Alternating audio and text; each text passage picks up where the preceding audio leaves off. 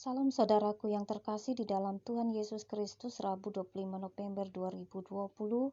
Almanak Nas Gereja Kalimantan Evangelis menetapkan kepada kita dalam Injil Lukas pasal 1 ayat 1 sampai dengan ayat yang ke-8. Saudaraku yang terkasih, mari kita merendahkan diri dan kita berdoa. Bapa kami yang ada di surga, kami mengucap syukur atas seluruh penyertaan yang telah diberikan kepada kami, sehingga kami dapat menjalani hari yang penuh sukacita. Saatnya kami mendengarkan firman-Mu. Biarlah firman Tuhan dapat bekerja sesuai dengan kehendak Tuhan, sehingga dapat menjadi petunjuk dan penolong bagi kami dalam menjalani kehidupan ini. Firman Tuhan menjadi petunjuk untuk menghadapi kebimbangan, ketakutan, kekhawatiran dalam kehidupan kami. Terima kasih Tuhan, hanya dalam nama-Mu kami berdoa. Amin. Saudaraku yang terkasih di dalam Tuhan Yesus Kristus, Injil Lukas pasal yang pertama, ayat yang pertama sampai dengan ayat yang keempat. Dan dalam hal ini saya akan membaca kepada kita sekalian pada bagian ayat yang keempat dengan demikian bunyinya. Supaya engkau dapat mengetahui bahwa segala sesuatu yang diajarkan kepadamu sungguh benar. Saudaraku yang terkasih, tema dalam nas ini adalah tidak hanya berkata-kata tetapi perlu bukti. Saudaraku, tentu kita semua sudah sering mendengar tentang peribahasa tong kosong nyaring bunyinya. Adalah sebuah peribahasa yang memiliki makna tersirat. Tong kosong artinya pandai berbicara, sedangkan nyaring bunyinya adalah tidak pandai dalam bertindak atau pelaksanaannya kurang optimal. Kata tong kosong sering digunakan kepada orang yang banyak berargumen atau banyak ngomong, tetapi pelaksanaannya tidak optimal, bahkan mungkin tidak melakukan apa-apa. Artinya orang yang pandai dalam mengeluarkan ucapan-ucapan yang membuat orang lain termotivasi, tetapi tidak sepandai apa yang dia lakukan. Karena kemampuan dalam berbicara dengan tindakan sangatlah berbeda. Oleh karena itu saudara-saudara, lahirnya satu tindakan yang baik adalah karena adanya pemikiran yang cemerlang. Atau dalam kata lain, orang yang banyak bicara namun tidak mau bekerja. Dan orang yang banyak bicara tapi dia tidak memahami apapun. Atau dalam istilah kata sok tahu.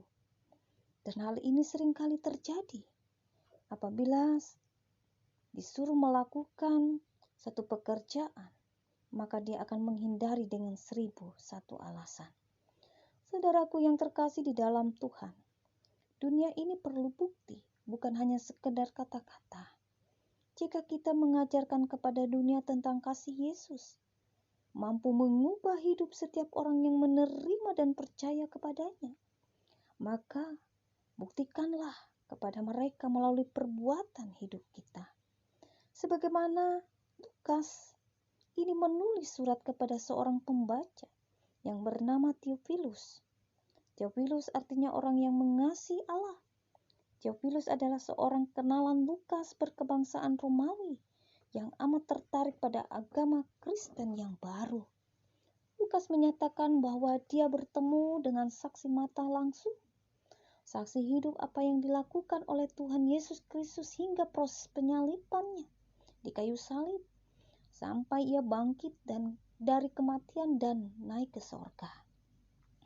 Lukas mengetahui betapa pentingnya bersikap teliti dengan menggunakan keahliannya dalam mengobservasi dan menganalisa untuk menyelidiki secara menyeluruh berbagai cerita mengenai Yesus. Kabar baik mengenai Yesus adalah benar, karena kabar baik itu berdasarkan pada kebenaran sejarah. Saudaraku yang terkasih di dalam Tuhan kita Yesus Kristus, tujuan Lukas melakukan ini adalah sebagaimana yang dikatakan di dalam ayat yang keempat, supaya engkau dapat mengetahui bahwa segala sesuatu yang diajarkan kepadamu sungguh benar. Tujuan Lukas adalah memberikan bukti kepada Theophilus dan kita semua para pembaca kitabnya, bahwasannya Lukas tidak hanya sekedar berkata-kata tanpa bukti yang jelas. Jelas bahwa sejarah kehidupan Yesus itu dapat dipercaya. Yang lebih penting, kita dapat percaya dan yakin bahwa Yesus adalah Tuhan dan Juru Selamat. Saudaraku yang terkasih, kita tidak hanya sekedar berkata-kata, tetapi buktinya adalah melewati perubahan hidup kita yang mendorong diri kita sendiri untuk sungguh-sungguh berubah. Oleh karena itu, ketika dulu kita mungkin kita tidak disiplin, perlahan-lahan kita belajar menjadi orang yang disiplin. Dulu kita penuh dengan kekhawatiran dan ketakutan. Tetapi kalau kita sungguh-sungguh dekat Tuhan dan percaya, maka kita tidak lagi dikuasai oleh ketakutan dan kekhawatiran. Kebiasaan-kebiasaan buruk yang kita miliki. Misalnya, kita melakukan hal yang tidak baik di mata Tuhan. Kita sering membicarakan orang lain. Kita sering menghakimi orang lain dan lain sebagainya. Maka, ketika hal itu terjadi dalam kehidupan kita, setahap demi setahap, kita mampu untuk menghilangkan dari kehidupan kita. Oleh karena itu, saudaraku, marilah kita tidak bisa hanya sekedar ngomong atau berbicara kepada orang. Tetapi perubahan hidup kitalah yang menjadi surat Kristus yang bisa dibaca oleh semua orang. Bukti yang harus kita berikan kepada dunia bahwa Tuhan Yesus sudah mengubah kehidupan kita. Oleh karena itu, saudara-saudara, segala tindakan kita, perkataan kita, perbuatan kita, keputusan-keputusan kita yang benar yang kita buat memberikan satu bukti yang baik kepada semua orang, sehingga kita bisa menjadi berkat dan bagi kemuliaan bagi nama Tuhan.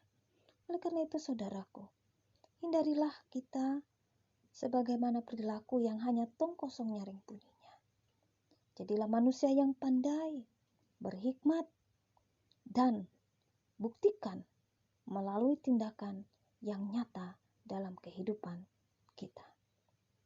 Amin.